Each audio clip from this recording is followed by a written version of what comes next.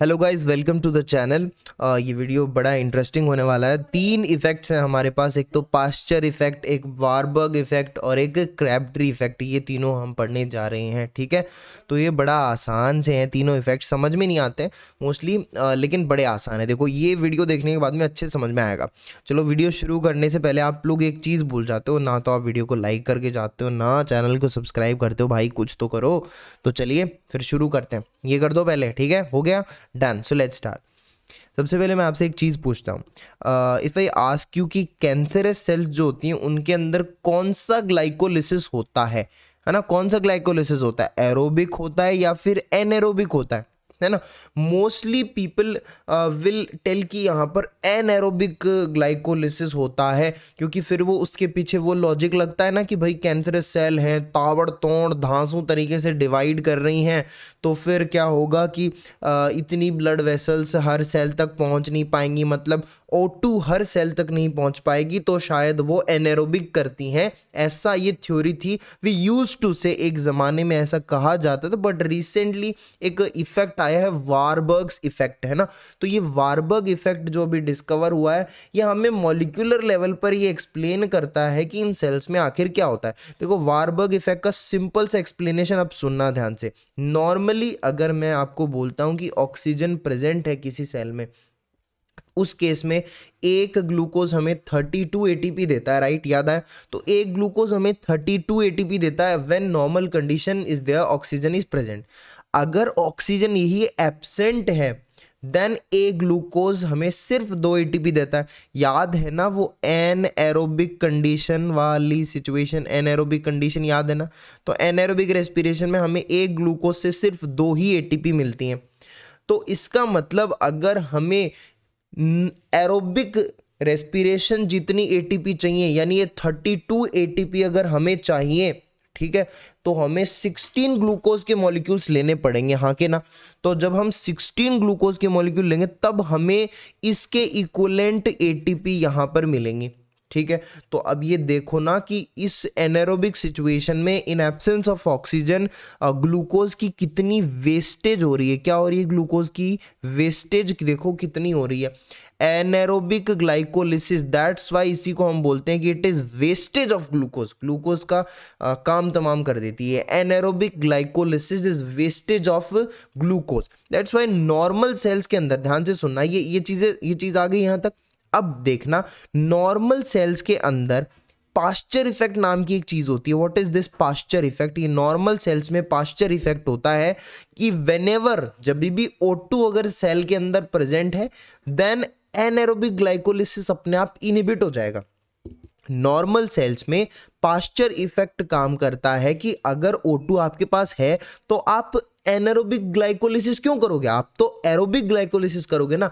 तो anaerobic glycolysis अपने आप इनहिबिट हो जाएगा in absence, in presence of O2, right. This is Pasteur effect. I hope समझ में आ गया। बड़ा सिंपल सा एक्सप्लेनेशन है पास्चर इफेक्ट का। लेकिन कैंसरस सेल्स में क्या होता है? कैंसरस सेल्स में वारबर्ग इफेक्ट काम करता है। It is paradox from normal. Normal से एग्जैक्टली उल्टा है कि देखो, इवन इफ O2 प्रेजेंट, अगर O2 प्रेजेंट भी है, उस केस में भी ग्लूकोज हमेशा लैक्टेट ही बनाएगा, ग्लूकोज पायरुविक एसिड नहीं बनाएगा। समझ गए हो मेरी बात? ऑक्सीजन अगर प्रेजेंट भी है ना, तभी भी ग्लूकोज एनारोबिक ग्लाइकोलिसिस ही करेगा, पायरुविक एसिड नहीं बनाएगा, लैक्टेट ही बनाएगा। And this lactate is the dead and. Lactate फिर आगे जाकर के ये लिंक रिएक्शन और अपना TCA साइकिल नहीं करेगा ना। लैक्टेट की कहानी तो यहीं खत्म हो गई।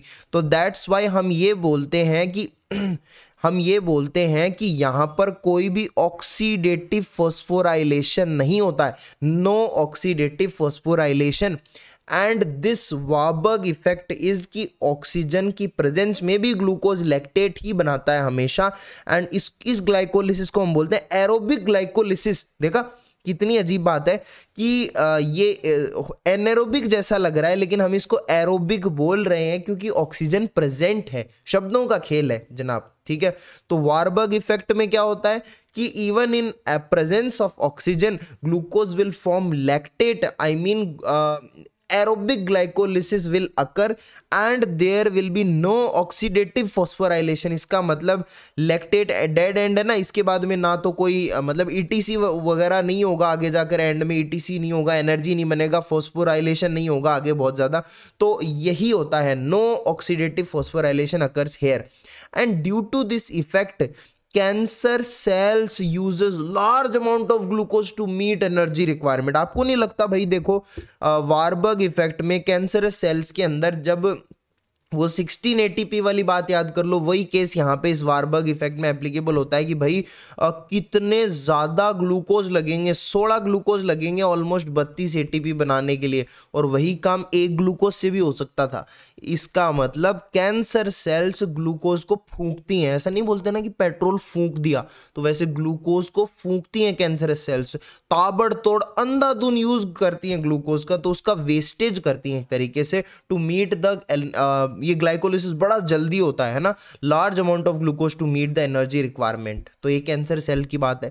तो इसकी वजह से individual will go through weight loss which is called cachexia. ठीक है, तो ये इसमें कंडीशन हो जाएगी, वेट लॉस होगा। ठीक है, now what is Crabtree effect? ये भी बड़ा सिंपल है कि जब भी O2 की सप्लाई को आपने कांस्टेंट रख दिया है एंड ग्लूकोज की कंसंट्रेशन को बढ़ाया है, then O2 consumption by cell will fall. देखो क्या होगा, सिंपल मैकेनिज्म है, ये समझ में आएगा। इसका मैं एक और शॉर्ट लाइन बताऊंगा बाद में, जब हम कैप्टरी इफेक्ट और पास्चर इफेक्ट को कंपेयर करेंगे तब। देखो ग्लूकोज की कंसंट्रेशन मैं बढ़ा रहा हूं, देख याद रखना क्या है, O2 की सप्लाई को तो कांस्टेंट रखो और ग्लूकोज की कंसंट्रेशन बढ़ाओ। ठीक है, तो ग्लूकोज की कंसंट्रेशन जब आप बढ़ाओगे तो ग्लाइकोलिसिस बढ़ने लगेगा।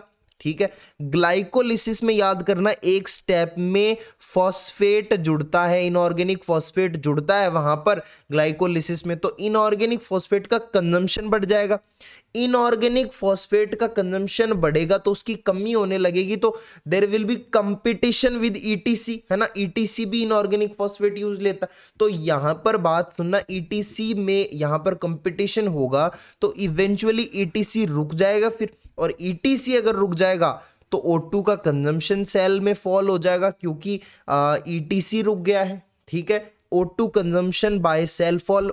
O2 कहाँ यूज कर रही थी सेल? ईटीसी में तो यूज कर रही थी, ईटीसी रुक गया तो O2 का consumption by cell also falls. ठीक है, तो अब देखो एक बार कंपेयर करते हैं कैप्टरी इफेक्ट और पास्चर इफेक्ट को। पास्चर इफेक्ट में क्या होता है, एरोबिक कंडीशन होती है, O2 प्रेजेंट होती है, बट ग्लूकोज का कंजम्पशन जो है वो डिक्रीज हो जाता है। ठीक है, ग्लूकोज क्या बनाता है उस केस में? लैक्टेट ही बनाता है। This is Pasteur effect. ठीक है, एंड ग्लूकोज इंक्रीज होता है कैप्टरी इफेक्ट के अंदर। ग्लूकोज को जब बढ़ाते हैं तो O2 कंजम्पशन फॉल हो जाता है। इट इज देखो, देख रहे हो डिफरेंस, देख पा रहे हो दोनों के बीच में? तो ये है पास्चर इफेक्ट और कैप्टरी इफेक्ट। पास्चर इफेक्ट आपको मैंने इंडिविजुअली समझा दिया, कैप्टरी इफेक्ट समझा दिया।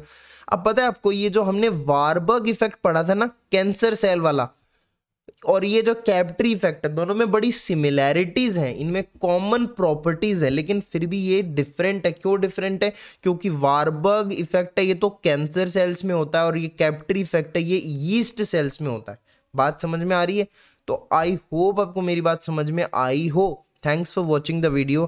कैप्टरी इफेक्ट फिर से देख लो एक बार कि O2 की सप्लाई को कांस्टेंट रखना है, ग्लूकोज की अमाउंट कंसंट्रेशन को बढ़ाना है, then O2 consumption by cell will fall down. This is Crabtree effect. Okay, I hope आपको समझ में आया हो। मिलते हैं नेक्स्ट वीडियो में with a new topic. Till then take care, bye bye.